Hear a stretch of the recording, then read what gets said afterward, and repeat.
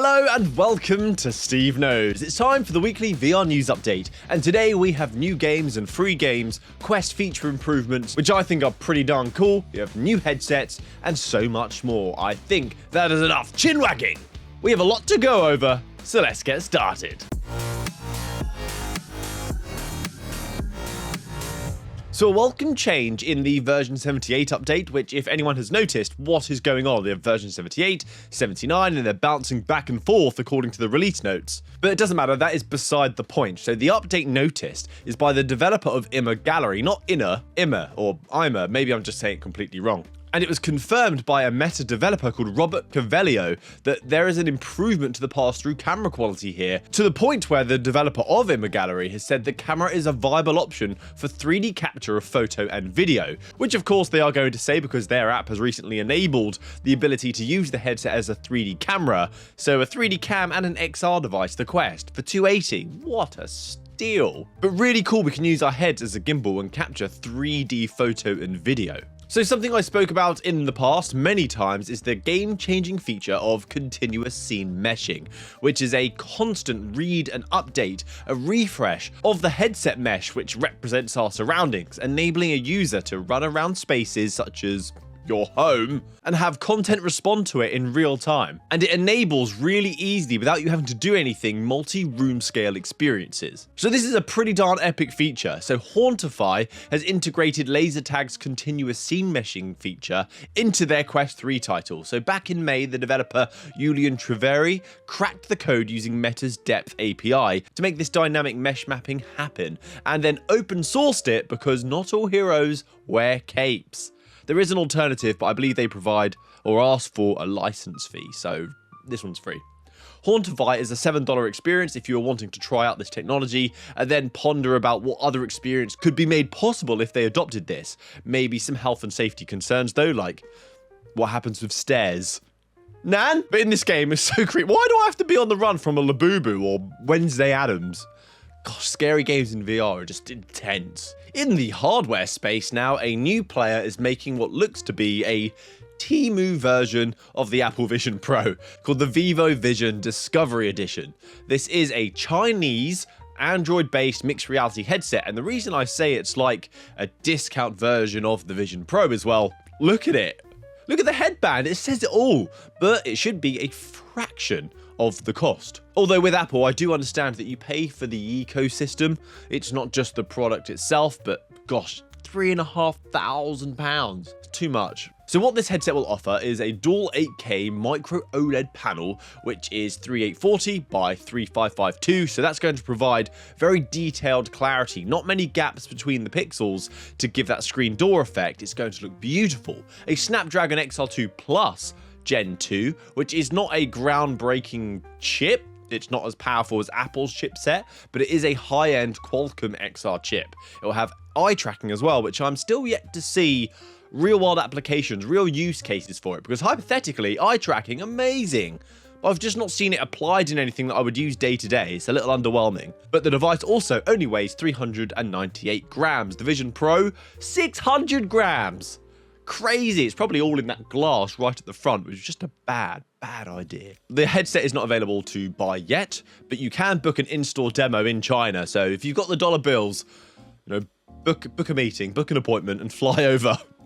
That'd just be madness. Executives have hinted that this should ship in 2026 for around $1,400 if America lets you import the dang thing. So next, Meta seemingly have taken away the semi-Android illiterate option for installing external APKs onto your Quest headset, so you can add additional applications to them for a process that most of us know as sideloading. Such as if you want the Call of Duty mobile application in your headset so you can play it, you would install the APK. Because it's an Android operating system, you can do that.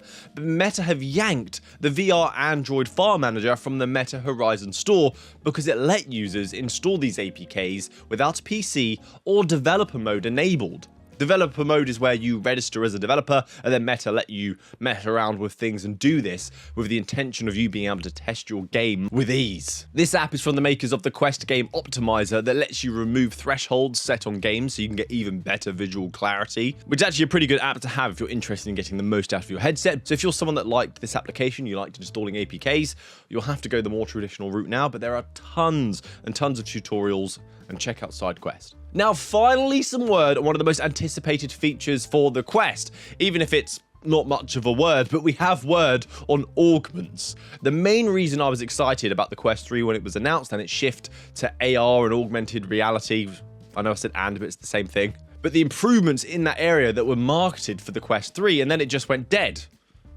Where are augments? Where is the ability to have virtual persistent assets in my virtual world? I found this exciting to have a floating clock, to have Spotify on a music board on my wall, sticky notes I can place around, a pet, VR achievements. Well, Meta CTO Andrew Bosworth confirmed that they are still working on it, because we were worried it was dead.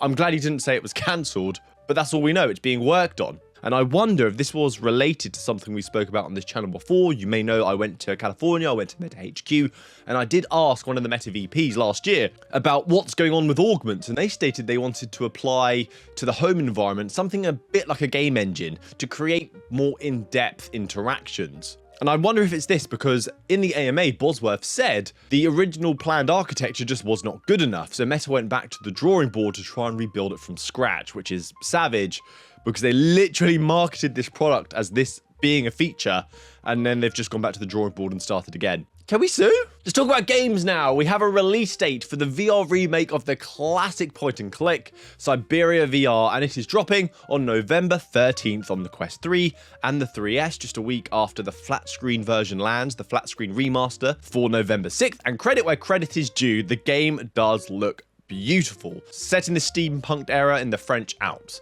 And if you don't know the game, it's basically a puzzle-solving experience, but it's now in VR. And looking at the video footage, I would expect something a bit like Red Matter, but set in steampunk French Alps. Not spacey-wacy, but still a bit techie. This next game is proper hype, and I know Gamertag is going to absolutely love this because his favorite game is Star Trek Bridge Crew, which is the fun fact. He absolutely loves that game. So we have a new reveal now for a game called Star Trek Infection.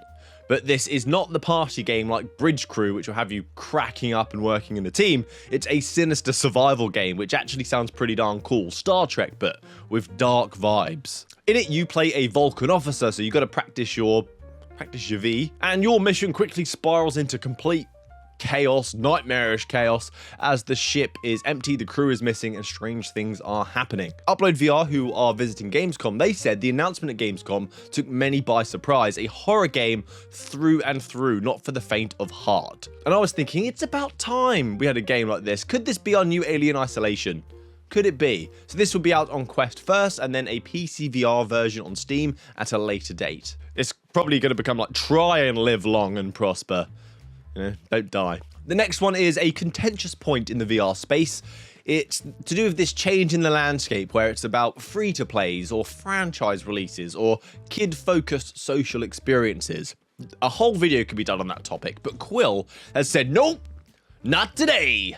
Champions of Moss, the MOBA that has been an open beta free, is actually releasing as a premium experience. So this is going to be launching during the holiday season on Quest and Steam, and instead of sticking with the free-to-play, they are going for the paid experience. So Polyarc, the studio, their design director, Chris Barassa, says that this model is not about monetizing and making money, it's about delivering a focused, polished experience. And it's got to be a little bit about the money, hasn't it? A little bit. So if you are against this trend of free-to-plays and social experiences, keep your eye on this game and vote with your wallet, I say. It's the only way to go. And next, probably one of the most anticipated games of the year. I am creasing when I look at this game. I'm excited for another fantastic game from a brilliant studio, nDreams. They are releasing Reach on October 16th on Quest 3, PlayStation VR 2, and PC VR. So this is a cinematic action-adventure that leads you into a mythological underground civilization where you'll be armed with a grappling hook, because what action VR game, or at least premium action VR game, doesn't have a bloody grappling hook? It will have puzzles, it will have story, and a variety of combat options that does include a bow and arrow, because this is VR, with elemental arrows as well. So I hope some of the enemies have weaknesses. You have to use a specific type of element depending on the enemy. Shuei Yoshida, the ex-president of Sony, has called the game groundbreaking, praising nDreams' ambition for the game. And you can see it from the promotional material, the marketing videos, that this game is high-octane action, stunning visuals. I'm in. I am in. I am in dreams.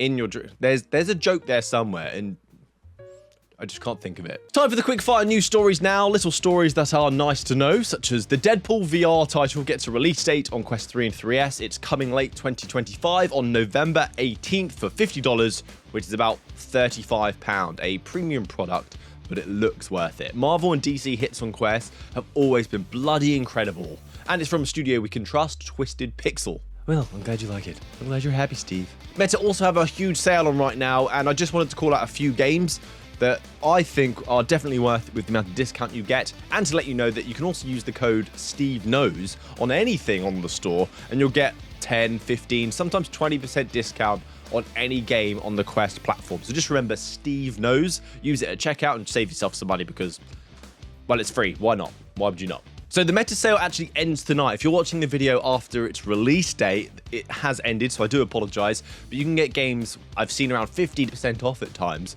until midnight. And I recommend grabbing Behemoth, Resident Evil 4, Demio, Metro, Red Matter 2, and the Arizona Sunshine remake if you're looking for something to play to keep you busy for a while, because I think those games are brilliant. And finally, Ilysia is now a free-to-play experience. The MMO will now cost you zilch, so download it on PC and on Quest for a free-to-play this weekend. Bank Holiday Monday, so if you need something to do, there's a free game there. That's it from me today, guys. Thank you for watching to the end of the video. Hit subscribe and join me for next time. Let me know if you have any thoughts on anything mentioned in the video below, but more importantly, have a great week. Happy gaming. Good day!